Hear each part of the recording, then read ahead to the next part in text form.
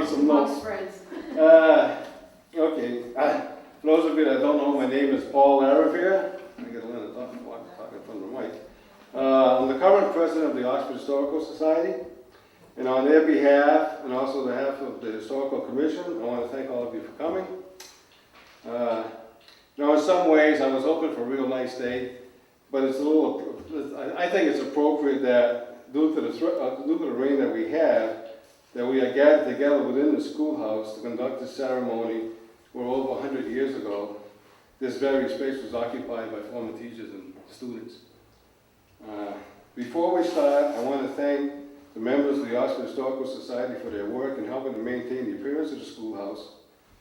I also want to thank non-members, Paul O'Reilly, David Kemp, for all the scraping and priming and painting that they did. And lastly, I want to thank the town's maintenance department for trimming the bushes and maintaining the grounds. Now I look at the schoolhouse and find it hard to believe that last month marked the 10th anniversary of the school's actual movement to this location. At that time, there were some who thought the building would be a hindrance to the common. And I guess if you were present on that day the school arrived and seen its condition, you would have felt the same way. But today, I believe you must agree that the school is an asset. It's actually a jewel on the common, and how appropriate it is that a school once again occupies a spot on the common that is less than 100 feet away from where the plains, or what was called a green school, used to sit, which is just more towards the main street. Today we're here to honor two very special people, and the plaques that they're going to receive, I'm going to be a little Indian giving here. We're actually going to take them back because we're going to mount them on one of the walls in the schoolhouse, so that any visitor to the school will be able to know the accomplishment of the gift that these people donated to us. Also, the bell, although it's going to become town property, it's going to be kept in a secure location, my house. And it'll be taken out. That's why we bought it with the kind of bracket that it is, so we could mount it for special occasions, but take it off because we don't want it to be lost or stolen.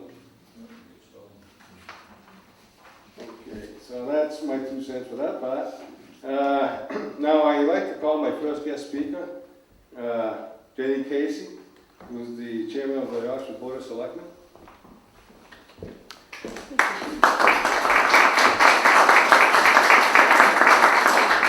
Thank you.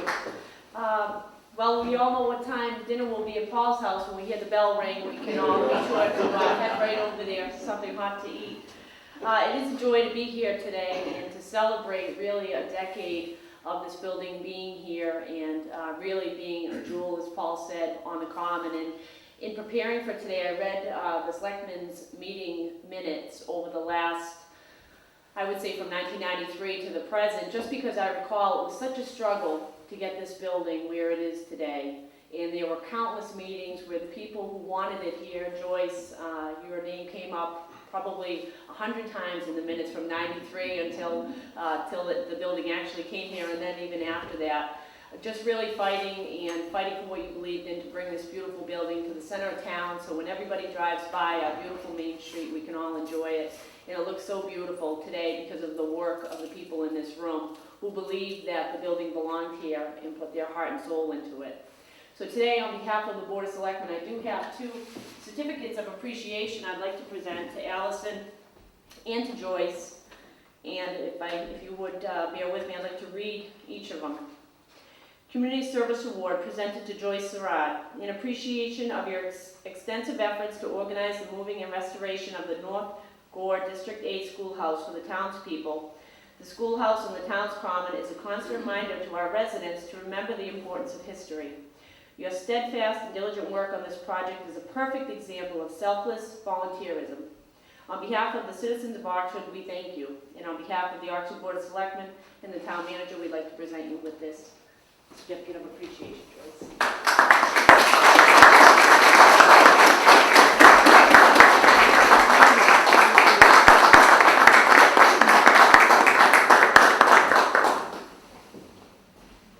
And for Who the Bell Tolls, we have a certificate for Allison Spitz. Certificate of Appreciation. In appreciation of your donation to the Oxford Historical Society, which was given in remembrance of your loving husband, Joseph James Spitz, to honor your many years of service to our community as a school teacher, a portion of your gift was used to purchase a school bell for the North Gore District 8 schoolhouse on the town common. On behalf of the Oxford citizens of Oxford, we thank you for your generous donation. The Board of Selectmen and Dennis Power, the town manager. You could present this as well.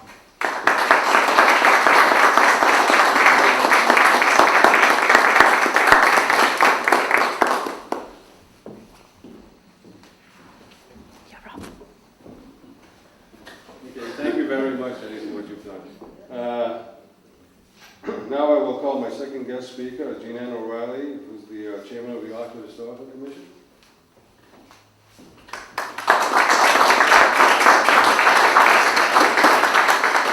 Thank you, and I hope you clap when I finish too.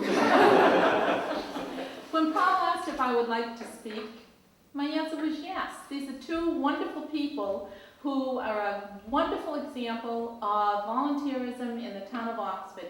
And if you really take a look at the number of volunteers in this town, they keep the town going. It's incredible. Today marks another milestone in the history of this little schoolhouse that is a well-traveled town building that has been used and reused and used again. Abandoned by the school department when the Cumminsville School opened, about 1900, it remained in the field off Pleasant Street with brush growing up around it. Later, Jimmy Conlon hauled it across Pleasant Street to use it as a storage building on his farm. He put it to good use. It was a good building. When his farming days came to an end, this same building found new life as a pro shop for the new golf club that was up there. And years later, when the golf club wished to expand, this building was donated to the town through the Historical Commission by Julia DuPont, who owned the property at that time and could have easily demolished this small structure, and who would have ever known?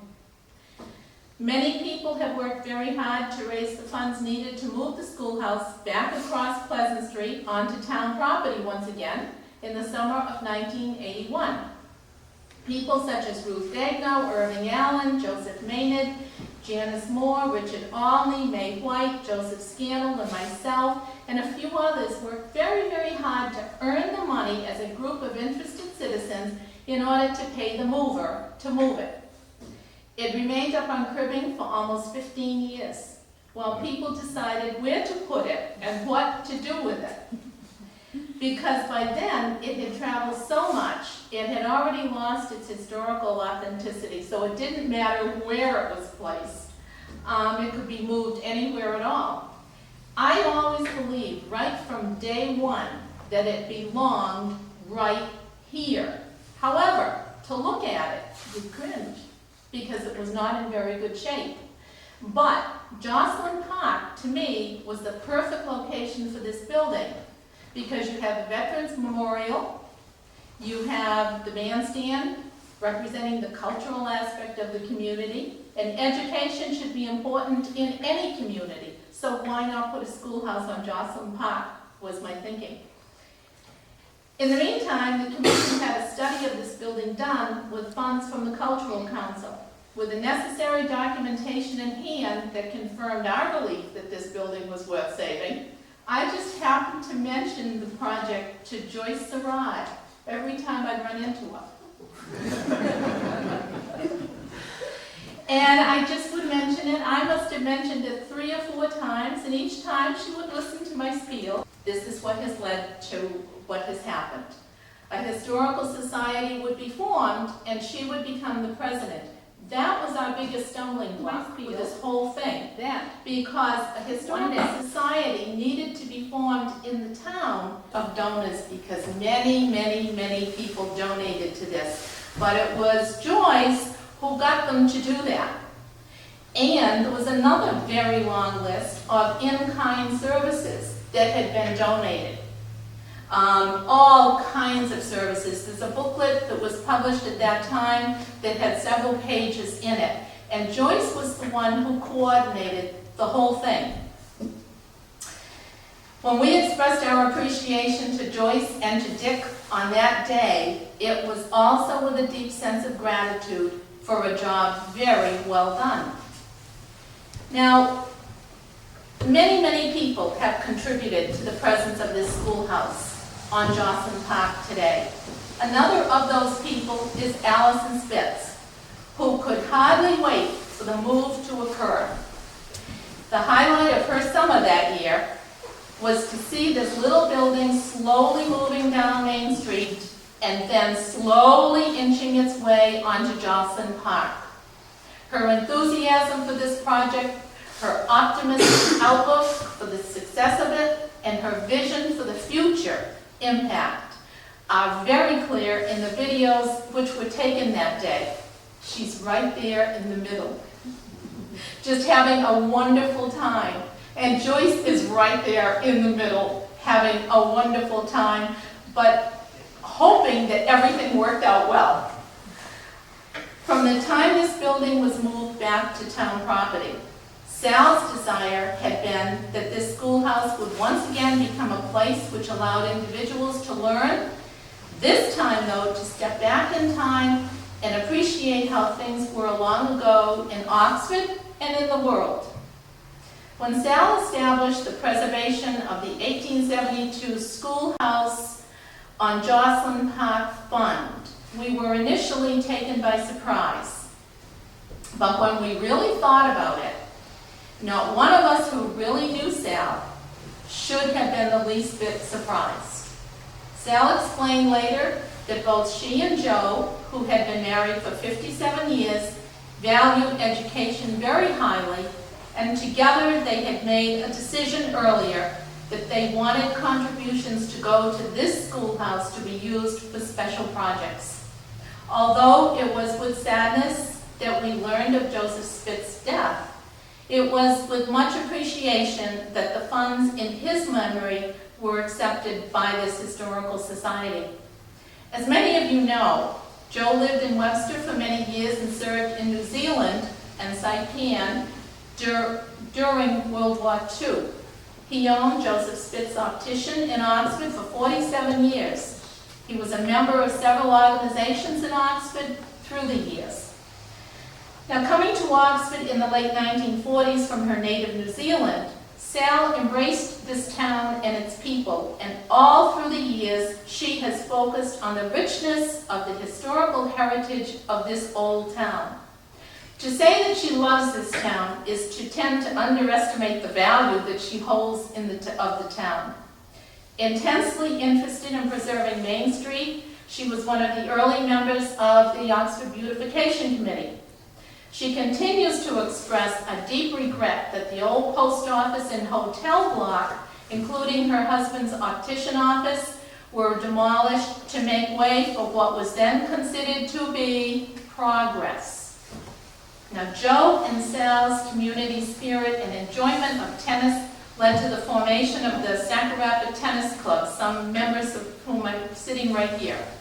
Years later, Sal enjoyed walking with friends and investigating happenings along Main Street, and if she didn't know what was going on, she found out. She served on the Historical Commission for many, many years until she moved to Maine a couple of years ago. Now, Sal's passion for life is evident. We are all aware of that. Her curiosity and enthusiasm is such a wonderful part of her personality. Warm, friendly, creative, and compassionate, this gifted writer has authored narratives, poetry, and plays which have been enjoyed by many, many people. Her lively wit is ever ready to burst forth. Sal remains in close contact with several old friends in Oxford, even though she now resides in St. George, Maine, on the village green, which is a joy to her. And so it's also very appropriate that this bell was cast in a small foundry just about an hour north of her in Maine. So it also comes from Maine. Both Sal and Joyce have worked very, very hard for this town. Both of them taught in the Oxford Public Schools. While each of them has been involved in the town in different capacities, they each have come to have a common interest in this schoolhouse. And they both approach projects with a passion for doing something good for the good of all. So today, it's a pleasure to join in this celebration, to express our appreciation to each of them, because they have given so freely of themselves in order to make this town a better place for all of us. And with all that being said, I just need to express one more thought. I would like to recognize someone else without whose generosity we would probably not have a school to gather in today. She's the person who gave this school back to the town of Oxford. She also saw to it that the old farmhouse on the property that was Jimmy Collins' farm would be removed and rebuilt for someone else to enjoy on another site when the golf club was to be expanded. Neither building would be demolished. She needs a lot of credit for taking those steps, and that person was Julia DuPont. So on behalf of all of us who have worked with you, Joyce, and also to Sal's family members who are here today, we say a very heartfelt thank you.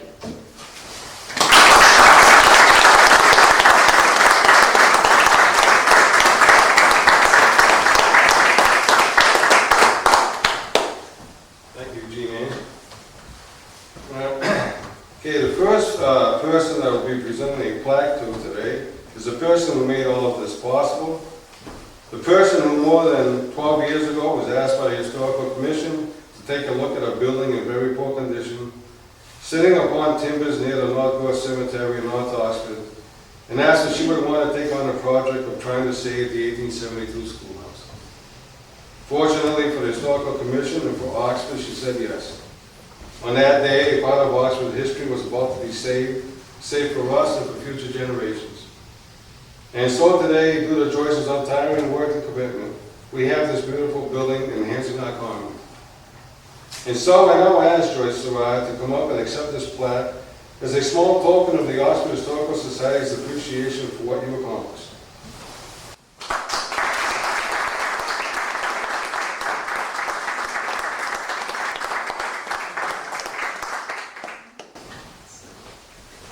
Thank you very much. I haven't time to read the plaque at this moment because I'd like to say a few words. Jean Mann was right. I heard about the schoolhouse being on the common and I said, oh, what a wonderful idea. I'm always looking for great ideas. Not that I wanted to be part of it, but I thought it was a good idea. And as Jean Ann said, I did go to the commission meeting and volunteer. Whoever knew I would be involved for 10 years. I have to tell you a little bit about the move of the schoolhouse. Before you move a building downtown or on any state road, you have to get permission from the Mass Highway Department. So I went down to their office in Worcester and talked to them a few weeks, probably a couple of months before the move was planned. And they told me everything I had to do, so I did all the paperwork and got everything ready. The school was being moved on Monday, July 15th. Well, the Wednesday before the move, they faxed me and said that they needed a traffic plan for deterring the traffic around the school. I said, oh my God, how am I going to do this? So I just sent them something. Whether it would work or not, I had no idea. So here it is, Wednesday, Thursday, Friday, before the move. I called them. It was like 3 o'clock in the afternoon. And I said to them, is it all right to move the school on Monday? Well, we don't know. I said, what do you mean you don't know? I said, we have 2 state police cruisers, which are required. We've notified the electric company, the cable company, the phone company, the tree warden in town. I mean, everything is all set. Everything is in place. Well, I'll tell you what. I said, we're going to move the school anyhow. So then a little bit later on, I got the permit by fax. I didn't even know we needed a permit. But we got the piece of paper, and I ran up to Depot Road Leasing, the moving company, and gave them the permit so they were legal. So then the day came, it said that it might have showers later on in the day. They do not move buildings in the rain. And I can understand why. It's difficult driving in the rain, never mind moving a building. So the day came and I went up there. I was standing on the golf course watching Depot Road Leasing getting the building onto the trailer and getting it all ready and this and that. And then they started moving out off the lot and around the corner, and all of a sudden, we looks up and there's a tree in the way, a big limb in the way. They couldn't get it by the big limb, so there's Phil Bedard with his chainsaw cutting the limb off the tree. So down the road it came, and I'm following in my car, you know, and I get down to the bottom of Pleasant Street, and we start down Route 56 towards Route 20, and I'm saying to myself, this is ridiculous. I can't see anything in my car. So I parked my car before Route 56, and I started walking. So I could see everything walking, and I walked and walked, and by the time I got down to Old Webster Road, I was kind of tuckered out, so I asked the policeman, the state policeman, if I could ride in their cruiser, so he made room in the back seat for me, and I rode a little ways. Then I had to get out again, I couldn't stand it. So we're walking down by St. Anne's Church, and a few feet from St. Anne's Church, the men were working on the telephone pole to loosen the wires. And I was almost up to the pole. When they loosened the wires on that pole, some trees on my left came right down in front of me. There were trees about this big, and they must have been cut down, but they were being held up by wires. I almost got it. The angels were watching me that day. And then they came down Main Street, and I had gotten permission from the owner of that house right there for the school to be moved up that driveway. So then they were coming onto the lot, almost onto the lot, and they had to loosen the wires on the telephone pole at the corner of that driveway. Well, lo and behold, the phone pole was almost falling down because it was all rotted at the bottom, so everything stopped again. And the electric light company had to send for a new pole, so they put a new pole in. And then the school finally got on the lawn. Now, when they move a school or any building, they get it off the conveyance that it was moved on, and in this instance it was a flatbed truck, and they had to put a lot of cribbing underneath. That's logs going every which way to hold the building up. My husband and I were talking yesterday, and we figured each log weighed at least 40 pounds and probably 50 pounds. And there were many, many logs, and all had to be hand moved. Depot Road Leasing moved hundreds of pounds of logs to get that school up on the cribbing. Because it sat on the lawn at first, under cribbing, 4 stacks of cribbing. I haven't counted the logs in the cribbing. And then, before the school got here, the Mountain Brothers had dug the cellar hole. So Phil Bedard said to me, you know, Joyce, we don't really want to put the wall in before the school is on top of that hole, because the school is most likely off, not square. You know, it's a little off kilter. And I said, oh, that's fine, do whatever you have to do. I mean, he was asking my permission. Can you imagine? I couldn't believe it. And I said, oh, sure, anything goes, you know. And so that's what they did. But they moved the school from that cribbing onto more cribbing in the cellar hole. It was the most labor-intensive job I have ever seen. Some of those workers were paid by Depot Road, and others were volunteers. But boy, did they work. Oh, and I'll tell you something. Mrs. DuPont gave the school to the Historical Commission, but the school never would have been moved had it not been for Depot Road Leasing. They gave over $35,000 in-kind services. And without them, I don't think I could have raised enough money to have it moved and paid to have it moved. But I want everybody to appreciate the labor intensity of moving this building here. And I just can't give them enough credit. Now, once the building moved here, we looked at it. Oh my God, where do we start, right? Well, we had raised quite a few funds, and we kept raising funds through the years. And little bit by little bit, and helping everything from all kinds of people, volunteers, some volunteered one day, some volunteered many days. The work got done. The outside work was finished first, and then I came in and looked at the walls. Oh, geez. We have to get the walls done. Now, how am I going to get money for that? Well, I said, I have to have a creative way of thinking to raise funds.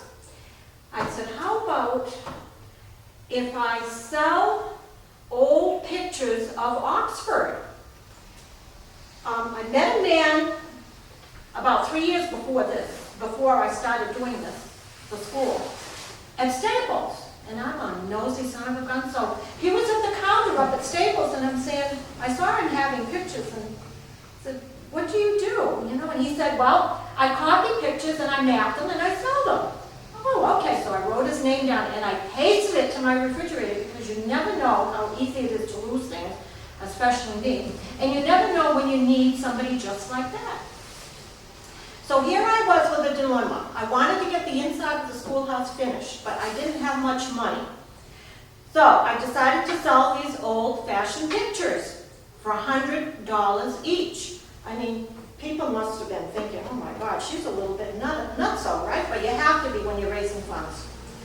It ended up that I sold 18 pictures for $100 each. You can see them in the banks in Oxford, in Dr. Coton's office, the insurance agency. I sold some to the schools. I had a picture of the very first high school in Oxford, downtown Oxford, which was on Wheelock Street. And I also had a picture of the brick building on Main Street that was the second high school. And I thought that would be a nice addition to the school's history in the new high school. And the school committee also thought so, and they bought some as well. So it was a fun project to do, and I did raise enough money. I called up Home Depot and went to see them one day. And I said, do you think you could donate the blue board to have our school plastered? Sure. So then I came home and I said, oh dear, I gotta get a plasterer. So I looked in the phone book and I picked a plasterer from Spencer that had an ad in the phone book. So I called him up. Do you think you could plaster the school? How much would it cost? And blah, blah, blah. So he said, oh, about $800. Oh, great, I have plenty of money for that. So I said, okay. So we made a date and they plastered the school. Now you notice that the plaster doesn't go all the way down to the floor because of the wainscoting. When the school moved here, there was no plaster on the walls at all. It was all big boards going across the walls.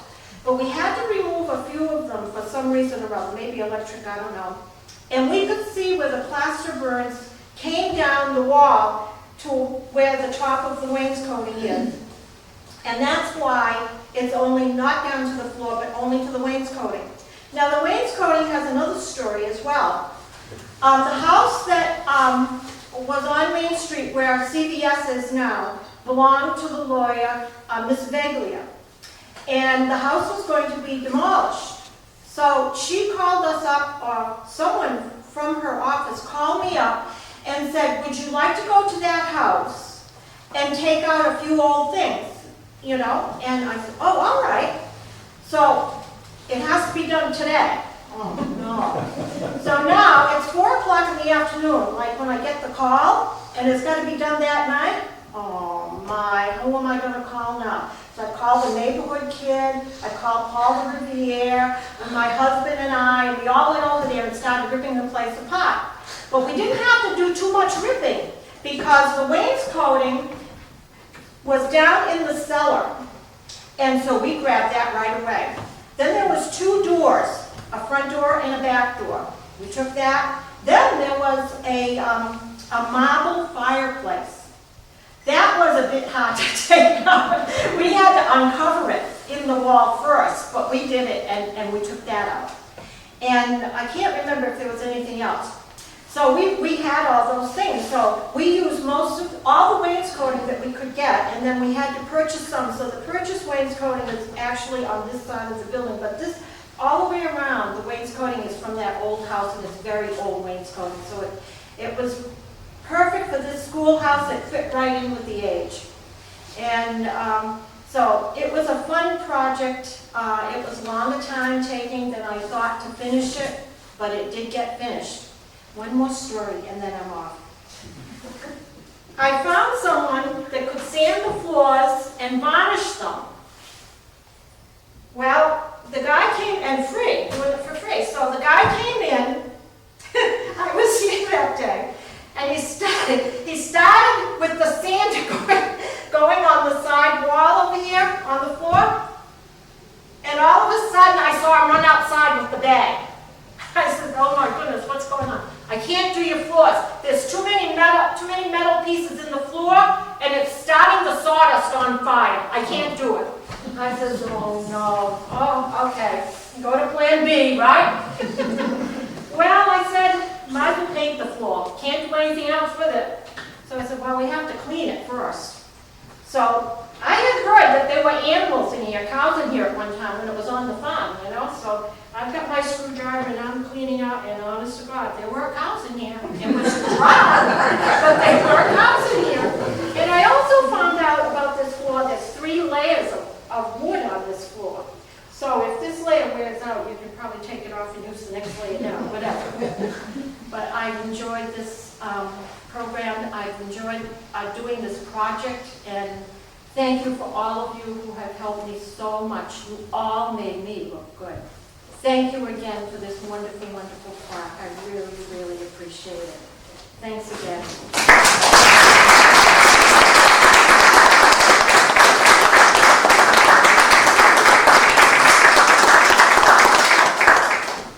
Thank you very much, Joyce, for all that you've done.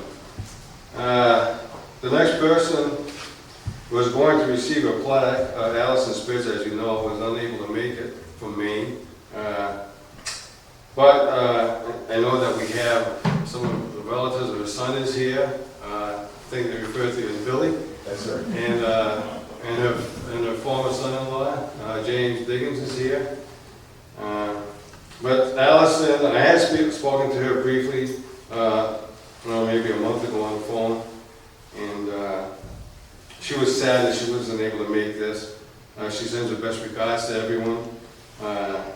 I know she wanted to be present, see some old familiar faces again, to be back in a town that she truly loves. But as was said by Jean Ann, before moving to Maine, Allison had made a generous donation to the Historical Society, and part of that money was used towards purchasing, actually was supposed to be, the intention of the money was to, towards projects relating to the school itself. And at one of our Historical Society meetings, members thought that what could be more fitting, especially since Allison being a former hospice school teacher, than to use a portion of those donations towards the purchasing of the school bell, which I have here on the desk.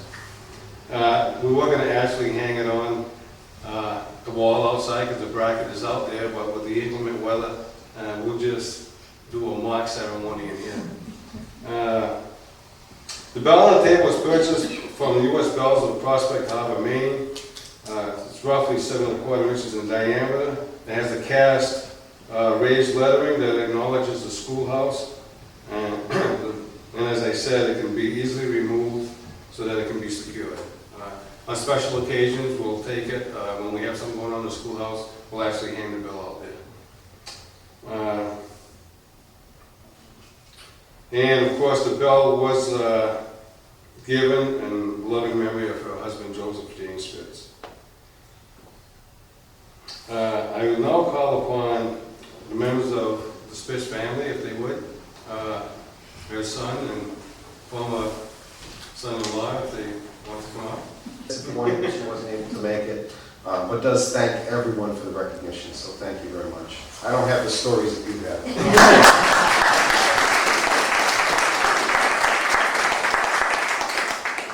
I'd also like to thank you, Joe and Sal. Did an awful lot for the school system, and as I look around, I see an awful lot of furniture that I think we were using up until a few years ago. And one in particular, Heather Day Brown, who was a student in Sal's grade when she was teaching the 2nd grade over at Joslin School before she moved to Chaffey. So I know the town of Oxford meant a lot to her, as did the picture of Sal's Corner, when she, with all the work that she had done for the beautification committee. And I know she sends her love, and she misses everybody a great deal, but as Bill said, you know, everything meant a lot to her and to Joe. I can remember them putting together corner scenes that they would put into his station wagon every year, and she decided on what kind of a theme to do for this year, and they did 2 large sheets of plywood and paint it and bring it and dedicate it, and her life was always dedicated to the town, and she loved her music, and she's a wonderful lady. Thank you very much.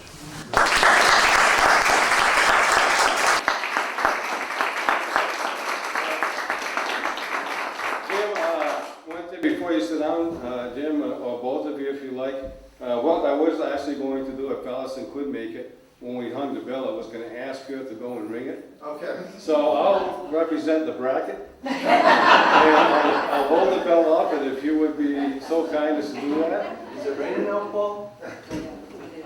Yeah, it still is. It's funny in a way, because when we were up at the house going to have dinner, always would have one of the youngest one go over, always had a bell in the house to ring. Yep. Thank you.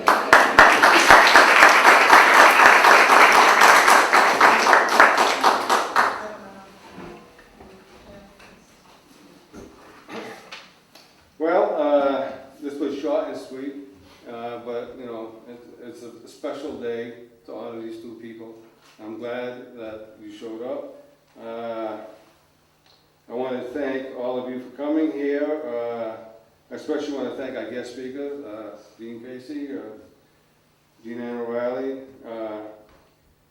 I was hoping that the papers, they said they were going to, the Telegram, or actually the Webster Times and the Telegram and Gazette were going to try to have someone here, but something must have happened and they couldn't make it. I want to thank Tony for taking the time to videotape this, which we're going to be making a copy and I'm sending it to Sal. And lastly, I also want to thank MBI Graphics for donating the printing of the brochures that we have on the table. And those of you that don't have one, you're more than welcome to take one.